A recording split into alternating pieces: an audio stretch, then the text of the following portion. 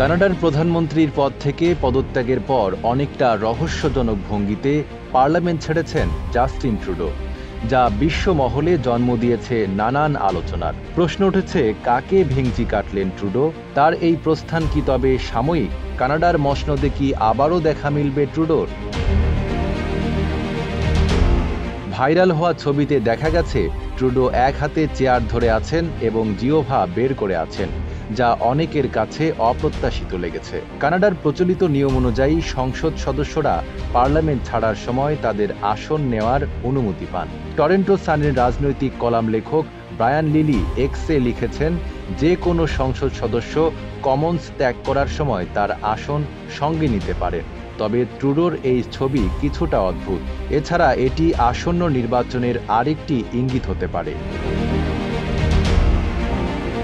Trudeau পদত্যাগের সময় liberal পার্টির সাফল্য তুলে ধরেন এবং ভবিষ্যতের দিক নির্দেশনা নিয়ে কথা বলেন। কানাডার ব্রডকাস্টিং কর্পোরেশন জানায়, লিবারেল লিডারশিপ কনভেনশনে দেওয়া বক্তৃতায় ট্রুডো বলেন, গত 10 বছরে মধ্যবিত্ত ও কঠোর পরিশ্রমী মানুষের জন্য আমরা যা করেছি তা নিয়ে আমি গর্বিত।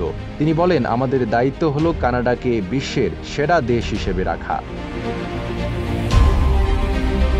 জাস্টিন ট্রুডো চলতি বছরের 6 জানুয়ারি প্রধানমন্ত্রী ও লিবারেল পার্টির নেতার পদ থেকে সরে দাঁড়ান। তার সরকারের অধীনে আবাসন সংকট ও জীবনযাত্রার ব্যয় বৃদ্ধি নিয়ে অসন্তোষের পর এই সিদ্ধান্ত আসে। এরই মধ্যে মার্ক কার্নি লিবারেল পার্টির নতুন নেতা নির্বাচিত হন এবং আসন্ন নির্বাচনে দলকে নেতৃত্ব দেবেন।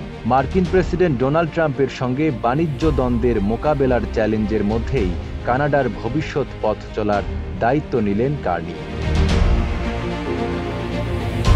নাইম আরাবি, ঢাকা পোস্ট।